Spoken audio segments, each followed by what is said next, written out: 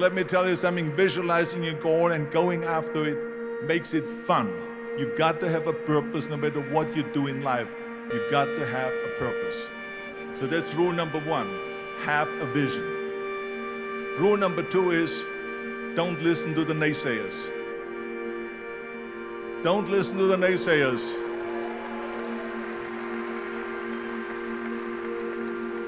Everything I ever did, the thing that I heard out of people's mouth was, that's impossible. That can't be done. Or no.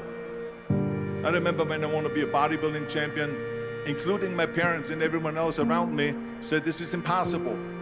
Why don't you become a ski champion? That's what they do in Austria. Or a bicycle champion, to do some track and field.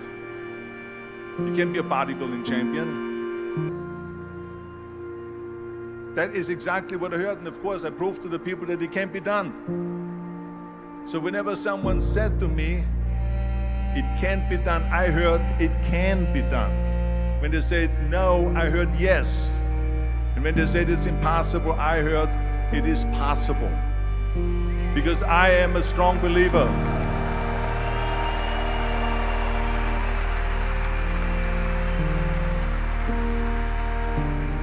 I'm a strong believer of what Nelson Mandela said, that everything is always impossible until someone does it.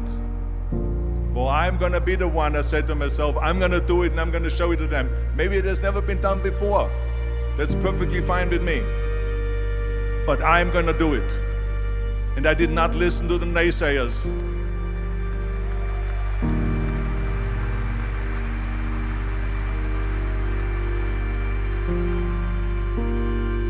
The same was also when I went into, not just in bodybuilding, they said no. When I wanted to come to America, when I wanted to go to America, they said it's impossible. There's no money that you have to fly even over there. You have no money when you go over there to live with. And what do you think, they're going to wait for you? There are plenty of big bodybuilders over there. It was all no, and it can't be done, it's impossible.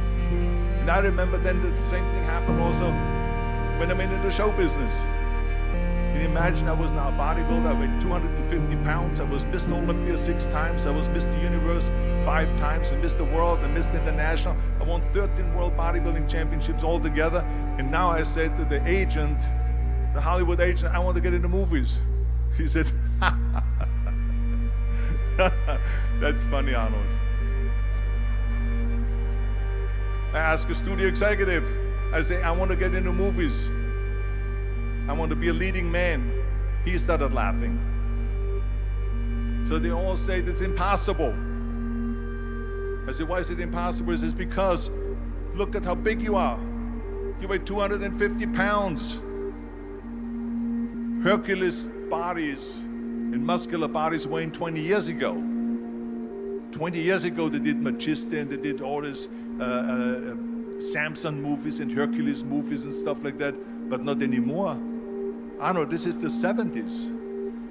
Do you know the sex symbols today? It's Al Pacino. He weighs 150 pounds. It's Dustin Hoffman. He weighs 146 pounds. And guess who else is a sex symbol? Woody Allen. So imagine they're telling me now that those are the new sex symbols. So therefore forget about it. And then they told me, this, and your accent, even if you reduce all your body weight and everything and have a normal body, your accent. I said, your accent, I mean, it will go give people goosebumps. With the German accent, it will get people the creeps. They will get scared. He says, no one in Hollywood ever has become a leading man that had an accent.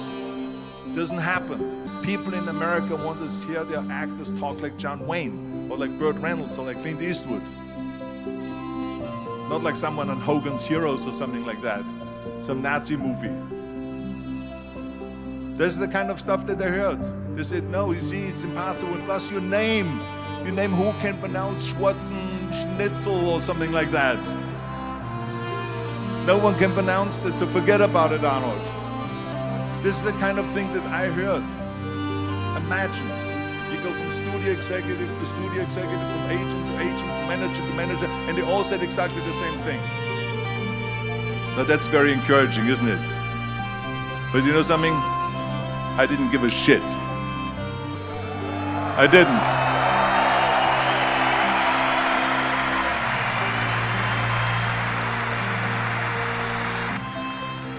Because I believed that I can be a leading man. I believed that I could be another Clint Eastwood, or another Burt Reynolds, or another Warren Beatty, or whatever those characters were, Charles Bronson and so on. I believed that I could be those people. I said, there's enough room on that ladder that I can fit up there. And I looked back again and learned from what I learned in sports. In my case, in bodybuilding. It's all about the hard work that you put in. I said to myself, in bodybuilding, I worked out 5-6 hours a day. I'm going to do the same thing now for acting. And of course, I went to college to study English. I studied voice, accent removal, acting classes, and all of this stuff, all day long. I worked and I worked and I worked. And within a short period of time, I made one movie called Hercules in New York, which of course went right into the toilet.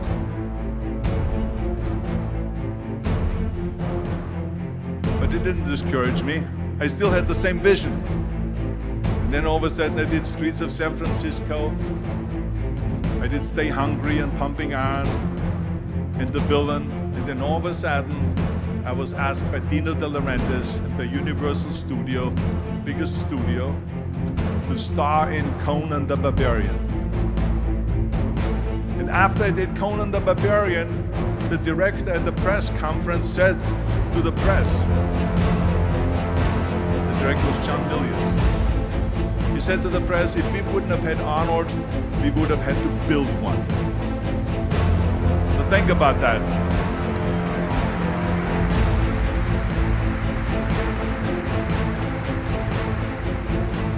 The very body that they said can never be sold because the time is wrong. A few years later, I'm doing Conan the Barbarian, and it was the #1 hit at the box office when it came out in the summer of '82. Think about that. And the director says, if we wouldn't have had his body, we would have had to build one. So all of a sudden, my body became an asset, not a liability. And the same thing was with Terminator. After we were finished filming Terminator, Jim Cameron said to the press, if Arnold wouldn't have had that accent and talked like a machine, I think the movie wouldn't have worked. So think about that. The body and the accent that they attacked was an asset.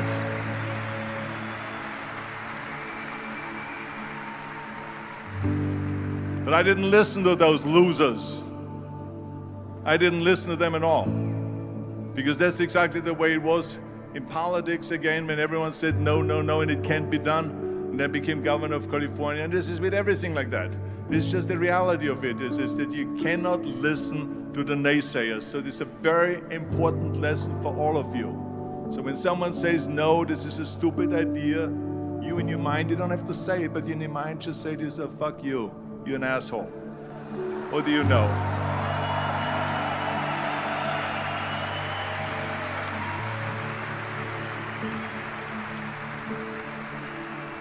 If I would have listened to the naysayers, from bodybuilding to show business to politics, I would not be standing here today talking to you. I would be in Austria in the Alps yodeling. That's right. I will be in Austria still left yodeling. That's what I will be doing, exactly. So this is why I say don't listen to the naysayers.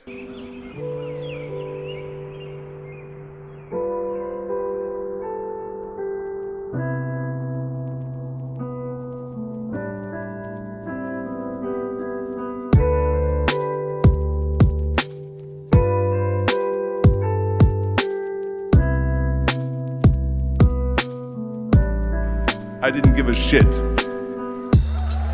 I I didn't.